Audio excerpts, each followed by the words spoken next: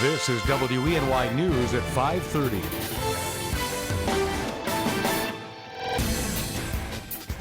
There was 4.5 to 5 foot of water coming down Cotton Hollow Road and going across the State Route 187. It's very devastating for everybody, including myself. Picking up the pieces in Pennsylvania. Cleanup efforts underway in the Twin Tiers after strong storms and flash flooding hit overnight.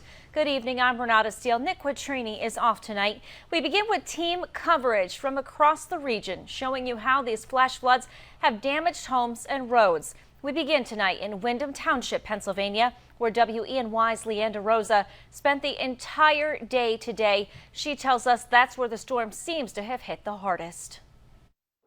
So we had people floating down the road in beds this morning. We had people missing. We had people hung up in guardrails, hung up in guy wires, needed to be rescued. Total disaster. Windham Township Supervisor Gail Bowen says he woke up to nearly 5 feet of water rushing past his house down the hill and onto Route 187. Water washed through homes, moved cars and sheds, and tore up roads. Windham Township seeing the brunt of the storm. It was a river down the road on both sides of the house, and then everything started cracking, so we went upstairs, and that's when the front part of the house blew apart, and then everything went out the back wall. Steve Seymour is one of dozens of people rescued from their homes or cars overnight across the northern and southern tier. There's tons of trees down, lots of bridges are out, guardrails are in the middle of the road, roads are sinking, it's bad. Just a few miles up the road near Nichols, the Wapasending Creek pounded a bridge with debris. So strong, crews were afraid the bridge would fail, something that happened years ago during the flood of 2011. Bowen says flooding and devastation will continue to be a problem unless these creeks get cleaned and fixed soon. We have got to do something in this state to resolve this creek issue. You can dredge the Chesapeake for the rich and famous all day, but if they don't start at the headwaters and work from the headwaters down, they're never going to solve this issue, okay? Enough's enough. Let's get it done. In Windham Township, Leanda Rosa, WENY News. Along with police and emergency management crews coming to the scene for flood assessment rescues and damage, the American Red Cross was also in Windham Township today to help people suffering from flood damage. WENY's Allie Debicki found out what procedure they follow to keep people safe in the event of a disaster. Allie. Yes, Renata, the American Red Cross arrived to Windham this afternoon to assess the surrounding damage due to the flooding. They did not initiate a shelter, but they did provide those suffering from the damage with necessary sustenance within the community center. Disaster Program Manager Steve Luber explained what the Red Cross does when in a situation like this. So we go out and we just basically look and see what kind of damage there is. Is there a house trailer where it's been shifted or washed down and stuff like that. And then depending upon the damage of the home, depends upon how the assistance gets given out. It's much like the state or federal agencies. Today, a few volunteers were stationed at the community center to take down statements regarding their condition and provide food and water to those affected by damage. And coming up at 6, you can learn more about the Red Cross and how they advise you to stay safe in the event of a flood in your neighborhood. For now, reporting in the studio, Allie Debicki, WENY News. Thank you very much, Allie. And Sunday's storm created a lot of problems for travelers today. Certain sections of highway being shut down. That's where WENY's Brandon Menard joins us live in Nichols with more information about those closures tonight. Brandon. Renata, exit 62 in Nichols is shut down currently after crews shut down a stretch of the Highway 86 after flooding.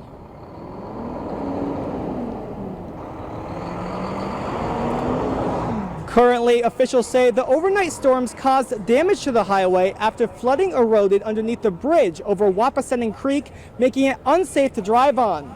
Currently, the highway is closed both east and westbound. The detour has created a backup of traffic and long delays.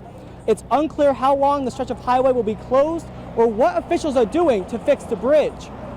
For now, if you're traveling this way, make sure to plan extra time in your travels. Reporting live in Nichols, Brandon Menard, WENY News.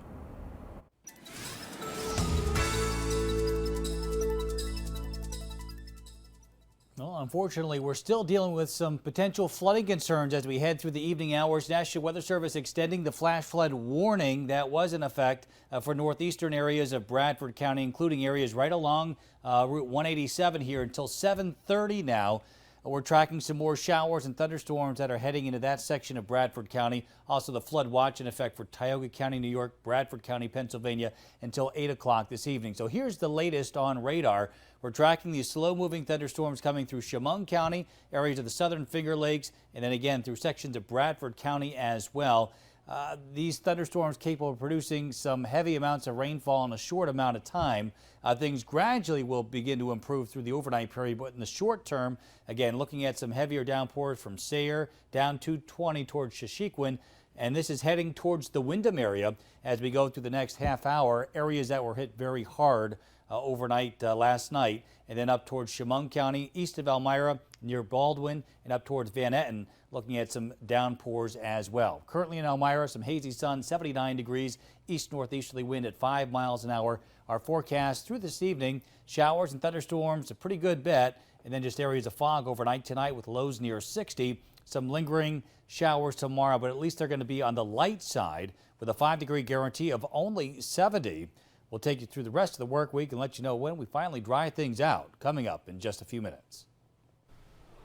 All right, Joe, thank you so much. Designating the Finger Lakes as a National Heritage Area. That's what Senator Kirsten Gillibrand and Congressman Tom Reed are teaming up to do. Gillibrand introduced legislation authorizing the National Park Service to take the first step toward getting that designation. And that first step is to conduct a feasibility study in the counties in the Finger Lakes region, which include Chemung, Steuben, Schuyler, and Tompkins. Reed and Gillibrand both say the designation would help boost local tourism and conserve and protect the region's resources. The Tompkins County Sheriff's Office is warning people about a string of thefts from cars.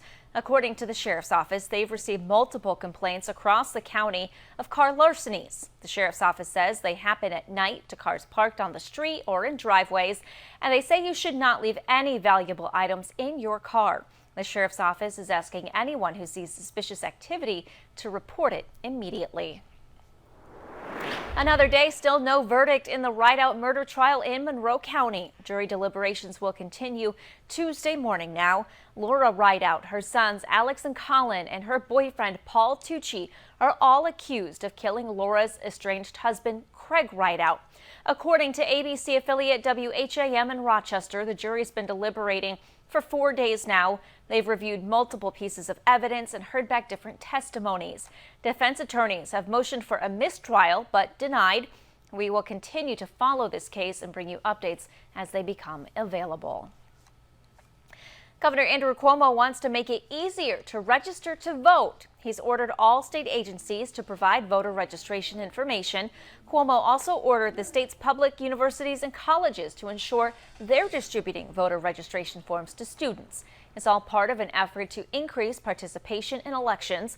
Cuomo's looking to create a new task force to make sure state agencies are complying with his directives. The move comes after the state legislature balked at bigger voting changes like advance voting.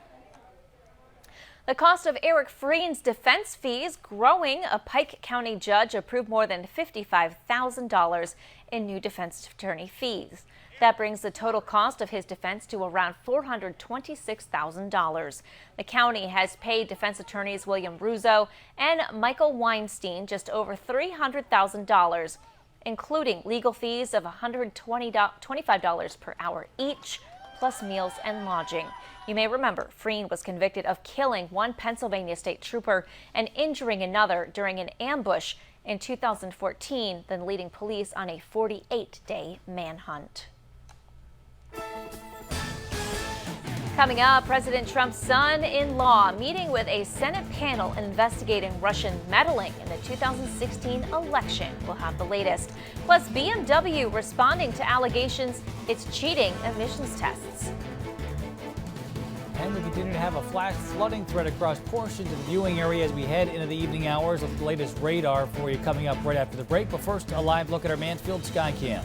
You're watching WENY News at 5:30.